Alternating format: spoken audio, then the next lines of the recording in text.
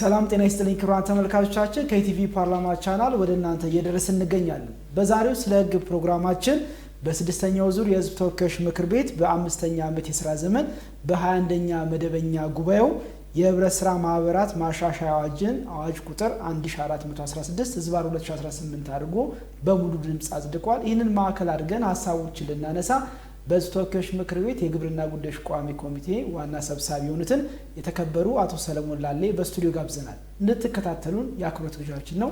መልካም ቆይታ ይሁንላችሁ። የተከበሩ አቶ ሰለሞን ላሌ ለሰጡኝ ጊዜ በተመልካች ስም በቅድሚያ ከልብ አመሰግናለሁ። እኔም አመሰግናለሁ ስለጋበዛችሁ። በ21ኛው መደበኛው ጉባኤ የህብረት ሥራ ማህበራት ማሻሻያ አዋጅ ጸድቋል። እንግዲህ ይህ ማሻሻያ አዋጅ ማሻሻል ያስፈለገበት ዋናው ነጥብ ምንድነው የሚለውን ሀሳብ እናንሳ። የህብረት ሥራ ማህበራት ማሻሻል በተለይ የተፈለገበት ዋናው ምክንያት ቀደም ሲል የነበረው ብዙ መስተካከል ያለባቸውና ከዓለማዊና ከሀገራዊ ሁኔታ አንጻር በሚታይበት ጊዜ ቀደም ሲል በነበረው አዋጅ ማነቆች ስላሉ ይህንን መፍታት ስለሚያስፈልግ ነው። ቀደም ሲል በተለይ ህብረት ሥራ ፎከሱ አገልግሎት መስጠት ብቻ ነበር። በእርግጥ ለህዝብ አገልግሎት መስጠት ጥሩ ሆኖ ሰስቴን ማድረግ የሚችለው ራሱ በራሱ እየቻለ ትርፍ ተኮር ሆኖ ቢዝነስ ተኮር ሆኖ እየሰራ ቢሄድ ያድጋል፣ ማስፋፋትም ይቻላል፣ ኢኮኖሚውም ያሳድጋል፣ የማህበራቱን አባላትን አቅም እና ድርሻም እንደዛው ሊያሳድግ ይችላል። 2009 ላይ አዋጅ ቁጥር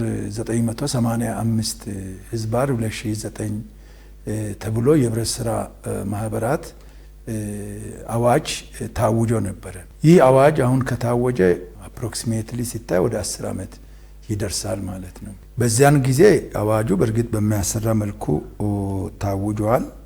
ግን ቢታወጅም አሁን በእኛ ሀገር ለውጥ ውስጥ ነው ያለ ነው። በርካታ ማሻሻያዎች ተደርገዋል። ከዓለማዊ ሁኔታ ከሀገራዊ ሁኔታ እንዲሁም ደግሞ አሁን ሀገራችን ሪፎርም ውስጥ ነው ያለችው። የኢኮኖሚ ሪፎርም አድርጋለች።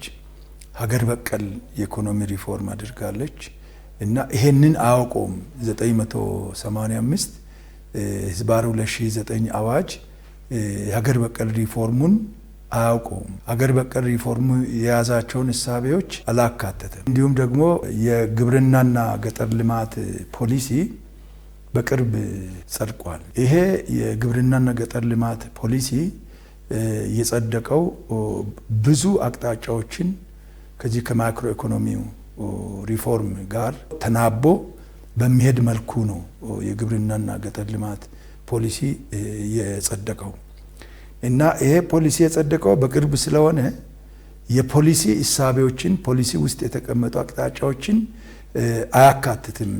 አዋጅ ቁጥር 985/2009 ማለት ነው።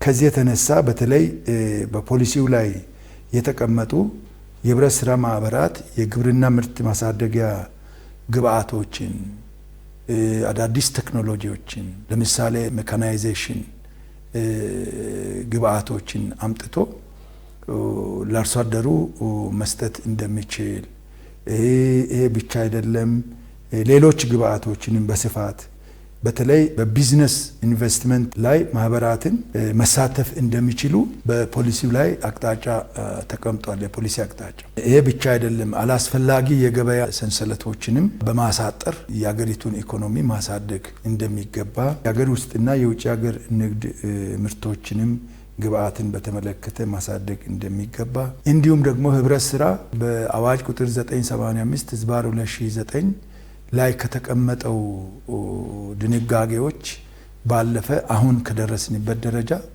የህብረት ሥራ ማህበራት አሰራርን፣ አደረጃጀትን፣ የሰው ኃይል ስምሪትን ምን መሆን አለበት የሚል ጭምር በፖሊሲው ላይ ተቀምጠዋል እና ያ ቅድም ያነሳውልህ አዋጅ እነዚህን ስለማያቅፍ የግድ ማሻሻል አስፈልገዋል ማለት ነው። ይሄ ብቻ ሳይሆን ህብረት ሥራን እንደ ሌሎች አገሮች የተሻለ እና ኢኮኖሚ ውስጥ ትልቅ ሚና እንዲጫወት ለማድረግ ምንድን ነው ህብረት ሥራ ውስጥ ያለው ችግሮች የሚለውን የሪፎርም ሰነድ ተዘጋጅቶ ጥናት ተደርጓል። ሪፎርም ከመሰራቱ በፊት የህብረት ሥራ ማህበራት በቁጥር ደረጃ ስናይ 125453 ነበሩ እንደ ሀገር። እነዚህ አጠቃላይ ውጤታማ ናቸው ወይስ አይደሉም የሚለው ሪፎርሙ ጋር በንቅናቄው ቴክኒካሊም በውይይትም ሲጣራ በርካታ ችግሮች እንዳሉ ነው የተለየው። በእነዚህ ማህበራት ውስጥ ብዙ ችግር ያለባቸው ማህበራትና በህግ መደገፍ ያለባቸው ቀጥሎ ውጤታማ እንዲሆኑ እንዲጠናከሩ በህግ መደገፍ እንዳለበት ተለይቷል። ይሄ ከተለየ በኋላ ምን ነበረ ማነቆቹ የሚለውን አጭር ነገር ባነሳ፣ ምክንያቱም ወደ ህግ መሄድ ያለበት በህግም ማሻሻት ተዘጋጅቶ ረቆ መደገፍ አለበት ሲባል ምን ያህል ነው እንደው ችግሩ የሚለውን ለመረዳት የገጠሙ ችግሮች መሬት ላይ የተለዩ ችግሮችን የተወሰኑትን ባነሳለ፣ አንደኛው የህብረት ስራ ማህበራቱ የውስጥ አመራር ብቃት ችግር ነበራቸው። የብቃት ችግራቸው ምንድነው ቢባል አንዱ በተማረ ሰው ኃይል አይመሩም። አብዛኛዎቹ በተማረ ሰው ኃይል የሚመሩ እንዳሉ ሁሉ በአገር ደረጃ ሲታይ ያው አንዳንድ ለምሳሌ ቁጠባ እና ብድር ህብረት ስራ ማህበራትም በሌሎች ኮሞዲቲም የተሰማሩ ማህበራትም አሉ በተማረ ሰው ኃይል የሚመሩ። አብዛኛው ግን በተማረ ሰው ኃይል አይመሩም።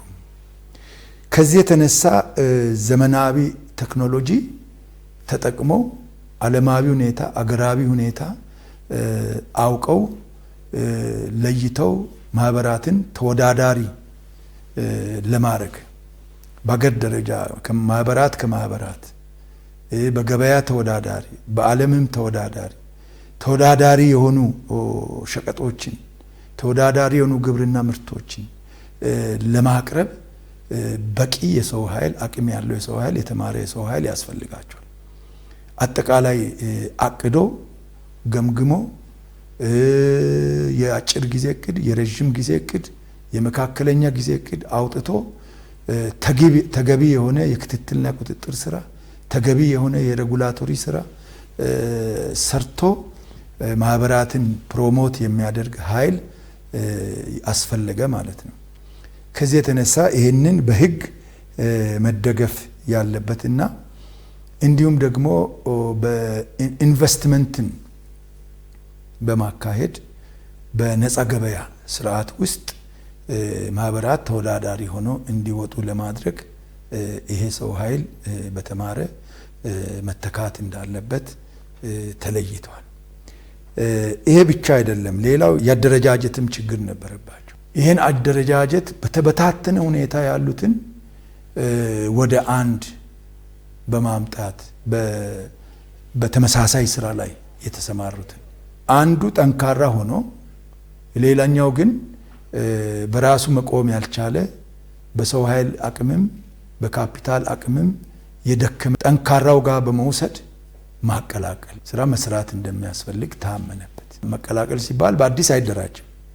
ቀደም ሲል በነበረው ወደ ጠንካራው ደካማው ተጠግቶ በሰው ኃይል አቅም በካፒታል አቅም እንዲጠናከር የማድረግ ስራ የግድ ሆነና መቀላቀል እንደሚያስፈልግ አደረጃጀታቸውን በዛ መልኩ ነው የታየው ማለት ነው። በተለያየ ስራ የተሰማሩትን ወደ አንድ ለማምጣት አይመችም፣ ምክንያቱም አላማዎቻቸው የተለያየ ስለሚሆን። ሌላው የአሰራር ችግር ነበረ። ማህበራት ውስጥ ጎታች አሰራሮች ነበሩ። ችግር ፈቺ ያልሆኑ ፈጣን የሆነ አገልግሎት ከመስጠት አንጻር እንግዲህ አሰራር የሚፈታው በህግ ነው እና በህግ አሰራሮቻቸውን መፍታት እንደሚያስፈልግ ነበር የተቀመጠው። ስለዚህ የአሰራር ማነቆና ችግሮች ስላሉ የመልካም አስተዳደር ችግር በማህበራት መካከል እየተፈጠረ እንደሆነም አንዱ የተለየ ችግር ነው። ከዛ ውጪ የፋይናንስ ተደራሽነትና አካታችነት ችግር የተነሳ አቅማቸውን የሚያጎለብቱበት ሁኔታም ብዙ ያልነበረበት ካፒታላቸውን ለመጨመር ማነቆ የሆነበት እነዚህ ችግሮች እንዳሉ በሪፎርሙ ጥናት ላይ ጎልቶ የወጣ ችግር ነው ማለት ነው። ያነሷቸው ዋና ዋና ችግሮች ናቸው። ከነሱ ብራንች የሚሆኑ ቅርንጫፍ የሚሆኑም ሌሎች ችግሮች አሉ። ግን ዋናዎቹ በህግ ከተፈቱ ሌላውም እየተፈታ የሚሄድበት ሁኔታ ስላለ አጠቃላይ የህብረት ስራ ማህበራትን ሀገራዊ የኢኮኖሚ ድርሻቸውን እንዲወጡና ለሀገር ኢኮኖሚ አቅም እንዲሆኑ ለውጭ ገበያም ለሀገር ውስጥ ገበያም እንዲሆኑ ለማድረግ አዋጅ ቁጥር 985/2009 ብዙ እጥረቶች ስለነበሩበት ያን አዋጅ ማሻሻል ያስፈለገው ከዚህ የተነሳ ነው። እያነሱልኝ ያሉት ነጥቦች በአጠቃላይ ለምን ማሻሻል እንዳስፈለገ የተነሳበት ነጥብ ነው። እንደ ህዝብ ተወካዮች ምክር ቤት ደግሞ ህግ ሲወጣ ደግሞ የራሱን የህግ አወጣጥ ስርዓት አለው። በዚህ የህግ አወጣጥ ስርዓት ላይ ደግሞ ስንመለከት ይህንን ረቂቅ አዋጅ ሲመጣ ጀምሮ እስከ መጽደቅ ድረስ የነበረበት ሂደት ምን ይመስላል የሚለውን ደግሞ ባጭሩ ቢያነሱልኝ። ጥር 14 ቀን 2018 ላይ ምክር ቤታችን ይሄ ማሻሻያ ረቂቅ አዋጅ መጥቶ አይቶ ከዛ በኋላ ለእኛ ለግብርና ጉዳዮች ቋሚ ኮሚቴ በዝርዝር እንድንመረምረው እና ሪፖርቱና ውሳኔ ሀሳብ እንድናቀርብ ተሰጥቶናል። ከዛ በኋላ የግድ እኛ ደግሞ እንደ ቋሚ ኮሚቴ መጀመሪያ አዋጁ ምን ይላል የሚለውን በግል እኛ አንደርስታንድ ማድረግ ስላለብን ቋሚ ኮሚቴ ደረጃ አጭር ማብራሪያ ስልጠና ተሰጥቶናል። ያ ምንድነው? አንደኛ 985/2009 ምን ይላል የሚለውን በደንብ ማወቅ አለብን። ከዛ ከዋናው አዋጅ ነው ማሻሻያ የተደረገው። ይሄ ሙሉ አዋጅ አይደለም፣ ማሻሻያ ነው የተደረገው። ያ አዋጅ እንዳለ ነው ያለው። ከማሻሻያ ከተደረገው አንቀጾች በስተቀር ሌላው የሚሰራ ነው ማለት ነው። ስለዚህ ምንድነው ያለው? ሌላም እጥረት ሊኖረው ይሆን? መሻሻል ያሉባቸው አርቃቂው የረሳቸው እንደገና ደግሞ ምንድነው ራሱ የያዘው ይዘት ማሻሻል አስፈልጎ የተለዩት ደግሞ ምንድን ናቸው የሚለውንም በደንብ ማየት ስላለብን ጊዜ ወስደን ተወያይተናል እንደ ኮሚቴ። ከተወያየን በኋላ ዳግም ደግሞ የኛ የምክር ቤታችን ህግ ክፍል አለ። ከህግ ክፍሉም ጋር ለብቻ እንደዚሁ ተወያይተን በራሳችን በቋሚ ኮሚቴ ደረጃ ከለየናቸው መነሻ ላስረጂው ጥያቄዎችን አዘጋጀን። ህግ ክፍሉም አዘጋጀ። ቀድሞ ደግሞ ምክር ቤታችን ሲመራ በዚህ ኤሪያ ይሄንን እዩ ብሎ አቅጣጫ አስቀምጠዋል የተከበሩ የምክር ቤት አባላት። ያንንም በመያዝ አጠቃላይ አስረጂ ጠርተን ውይይት ያደረግንበት ሁኔታ ነው ያለው። እንደገና ደግሞ የህዝብ አስተያየት መስጫ መድረክና የባለድርሻ አካላት አስተያየት መስጫ መድረክ ያስፈልጋልና ያንንም ጠርተን በተለይ ባለቤት የሆነው መሰረታዊ የህብረት ስራ ማህበር አባላትን፣ የዩኒየን አመራሮችን እንዲሁም የፌዴሬሽን አመራሮችን እና በአጠቃላይ ወደ 136 ተሳታፊዎችን በአገር ደረጃ ግብአት ለመሰብሰብ ጠርተን የባለድርሻና የህዝብ አስተያየት መስጫ መድረክ አካሄድን።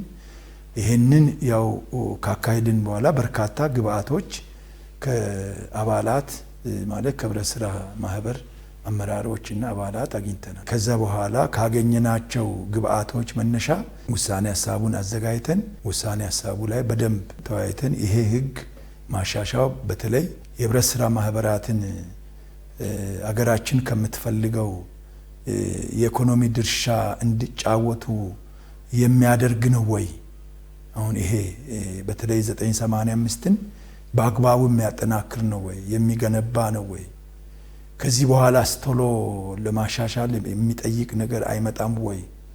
እና በቂ ነው ወይስ አይደለም የሚለውን በደንብ አናላይዝ አድርገን ካየን በኋላ በቂ ነው ብለን ውሳኔ ሀሳቡን ለምክር ቤቱ አቅርበናል። አጠቃላይ ቀደም ሲል ማሻሻያ ያመጡት አርቃቂው አካል 7 ማሻሻያና 9 አዳዲስ ድንጋጌዎችን ነበር ያመጡት እና እነሱ ያመጡት እንዳለ ሆኖ እሱም ውስጥ ማሻሻያዎች እንዲኖሩ ከዋናው አዋጅ 985ም ላይ እንደገና ያየናቸው ነጥቦች ስላሉ አጠቃላይ ወደ 22 ማሻሻያ የያዘ ውሳኔ ሀሳብ ለምክር ቤቱ አቅርበን ግንቦት 6 2018 ላይ ምክር ቤቱ ተወያይቶ በርካታ ጥያቄዎች ተነስተው ለጥያቄዎቹ ምላሽ ተሰጥቶበት መጨረሻ ላይ ያው ምክር ቤቱ ተቀብሎ በሙሉ ድምጽ አጽድቋል። እነዚህ ፕሮሲጀሮች እንደ ህዝብ ተወካዮች ምክር ቤት ተከትሎ እንደ ቋሚ ኮሚቴውም ህጉን እየፈተሽ ከተዘጋጀ በኋላ በዋናነት ምን ጉዳዮችን አሻሽሎ ነው እዚህ የደረሰው የሚሉን ደግሞ ያንሱልኝ። ሪፎርሙ ላይ ጥናት ሲደረግ የተለዩ ችግሮች አሉ።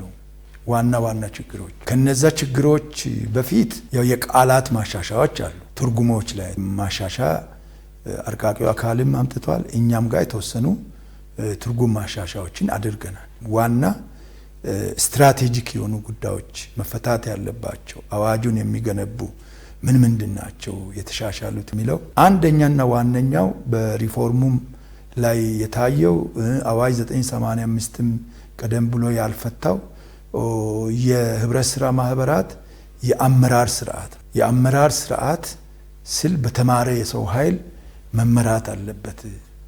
በተማረ ሰው ኃይል በውድድር ተወዳድሮ በሚገባ ስራ አስኪያጅ መመራት አለበት። ሌሎችም በተማሩ ሰዎች ከስርም ከስራ አስኪያጁ ስር የሚሰሩ በተማረ ሰው መመራት አለበት በሚለው በአግባቡ የተስተካከለበት ሁኔታ ነው ያለው። ጥቅሙ ቅድም እንዳነሳውል ቴክኖሎጂ አሁን የቴክኖሎጂ ዘመን ውስጥ ነው ያለነው። ቴክኖሎጂ ተጠቅሞ ዘመናዊ ቴክኖሎጂ ታግዞ ማህበራቱን በአገር ውስጥም በአገር ውጭም በሚያስፈልገው ሁሉ ተወዳዳሪ ማድረግ የሚችል እንዲሁም ደግሞ ቢዝነስ ኦሪየንትድ የሆኑ ማህበራትን በመፍጠር አቅማቸው በሰው ኃይልም በአሰራርም በአደረጃጀትም መገንባት የሚችል በአግባቡ ማቀድ የአጭር ጊዜ የረጅም ጊዜ እቅዶችን በማቀድ የእቅዶችን አተገባበር በመከታተል የህብረት ስራ አባላትንም እንደዚሁ በአግባቡ ሃንድል አድርጎ ውጤታማ ስራ መስራት የሚችል የአመራር ስርዓት ፎርም መደረግ አለበት በሚል እሱን ማሻሻያ ተደርጓል። በዋናነት ሁለተኛው አደረጃጀቶቻቸው ላይ ነው። አደረጃጀት ላይ ማሻሻያ ተደርጓል። በተበታተነ ሁኔታ ያሉትን ለስም ብቻ ተበታትነው ከሚሆኑ አንድ ላይ በሚሆኑበት ጊዜ አቅም ይፈጥራሉ። አቅም የሚፈጥሩት ምንድነው? አንዱ የሰው ኃይል አቅም ይፈጥራሉ። ሁለተኛ ደግሞ የካፒታል ወይንም የፋይናንስ አቅም ይፈጥራሉ። ለብቻ ከመሆን ተደምሮ አብሮ በጋራ በሰው ኃይል በፋይናንስ አቅምን መገንባት ለማህበራቱም አቅም ለሀገርም ኢኮኖሚ ተሳትፏቸው ላይ ጥሩ ስራ መስራት እንዲችሉ ስለሚያደርግ በመቀላቀል መስራት እንደሚገባ በዛ መልኩ ነው አደረጃጀታቸው እንዲታይ የተደረገው። ሌላው የፋይናንስ ተደራሽነት ጋር ተያይዞ ያለ ቢዝነስ ኦሪየንትድ አይደሉም። አገልግሎት ለህዝብ አገልግሎት መስጠት እንዳለ ሆኖ ግን ራሱ ማህበሩ ሰስቴን እንዲያደርግ ሌሎች አቅጣጫዎችን በመከተል ትርፋማ እየሆኑ አገልግሎትም እየሰጡ አባላትንም ካፒታል እየጨመሩ ለሀገር ኢኮኖሚም ትልቅ ሚና እየተጫወቱ መሄድ አለባቸውና ቀደም ሲል በአዋጅ 985 ላይ ህብረት ስራ ማህበራት ሲያድጉ ቅርንጫፍ ሌላ ቦታ መክፈት ይችላሉ የሚል ድንጋጌ አልነበረም። እድገት በሚያሳዩበት ጊዜ ቅርንጫፍ በአካባቢያቸውም በሀገር ውስጥ ከሆነ በክልሎችም ወደ ሌሎች ክልሎችም በመሄድ አግባብ ያለውን ባለስልጣን የፌደራሉ ህብረት ስራ ሊሆን ይችላል፣ የክልሉ ህብረት ስራ ሊሆን ይችላል፣ ፍቃድ በመጠየቅ ቅርንጫፍ እንዲከፍቱ ነፃነት እንዲኖራቸው በሚያደርግ መልኩ ተደንግጓል ማለት ነው። ይሄ ለምንድን ነው የሚጠቅመው ስንል አንደኛ ቅርንጫፍ በሚከፍቱበት ጊዜ ለህዝባችንም አገልግሎት ተደራሽ ያደርጋሉ።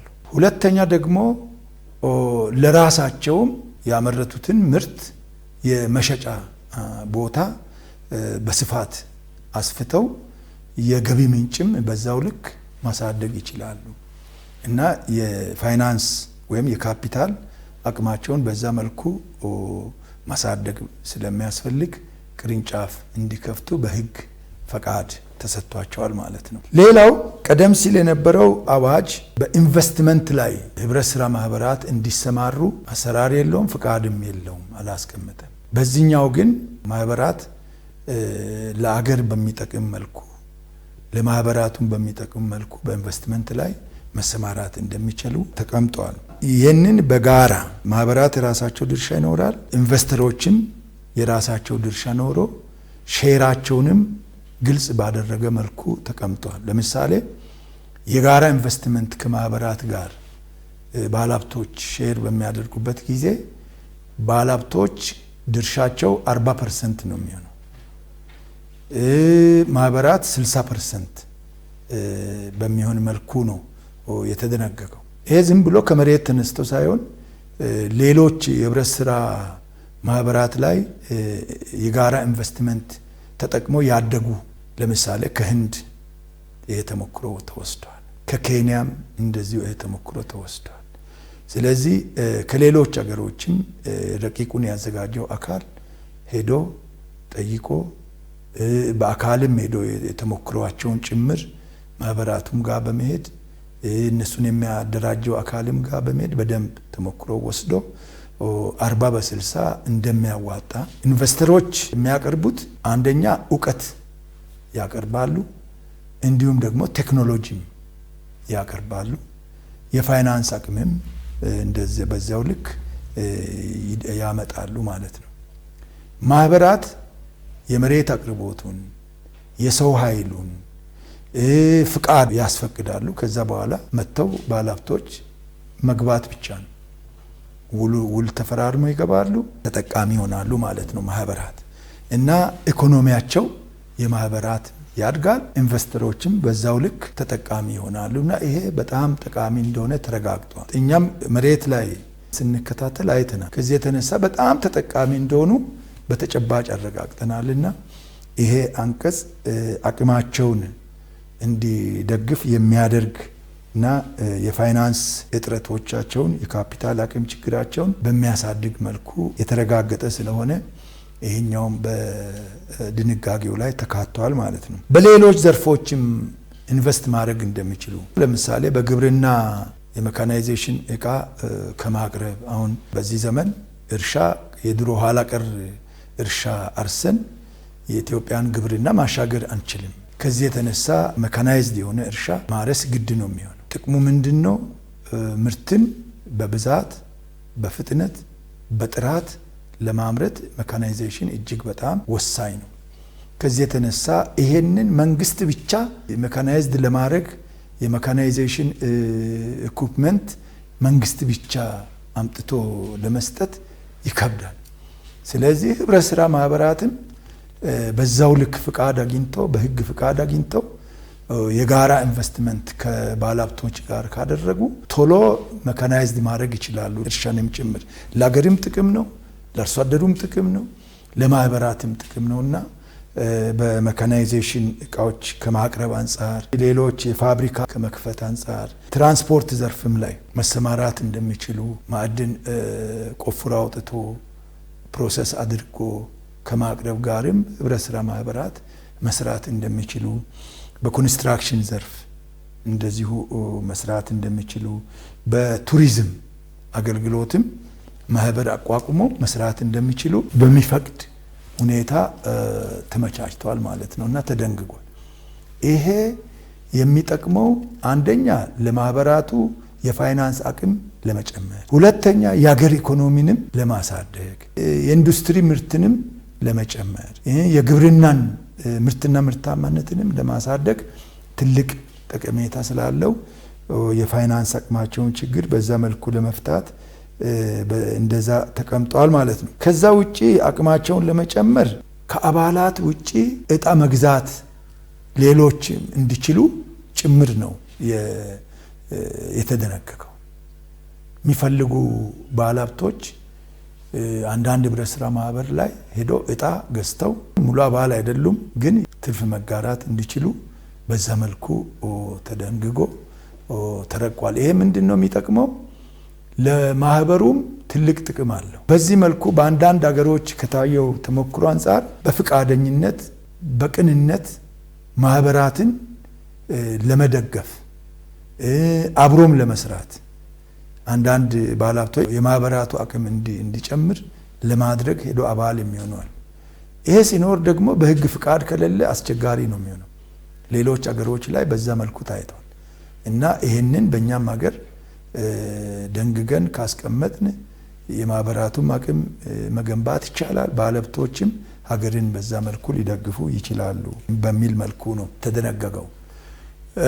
ትርፍ በሚካፈሉበት ጊዜ ምናልባት እነሱ አብረው ስለማይሰሩ ገንዘባቸውን ብቻ ስለሰጡ ባለሀብቶች ማህበሩ አይጎዳም ወይ የሚልም ሀሳብ ሊነሳ ይችላል።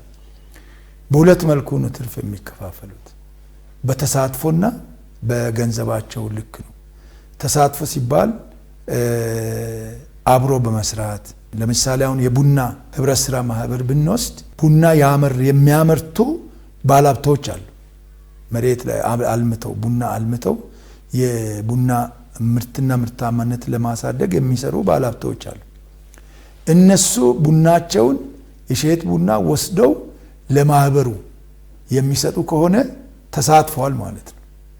ተሳትፏል። በዚህ በኩል ብር ሼር ገዝተዋል። እንደገና ደግሞ ቡናም የሚያቀርብ ከሆነ እንደ አባሉ ተሳትፏል ማለት ነው። ስለዚህ የተሳትፎም ሊያገኙ ይችላሉ። የገንዘባቸውንም የትርፍ ክፍፍል ማግኘት ይችላሉ። ተሳትፎ ካልሰጡ ግን የገንዘባቸውን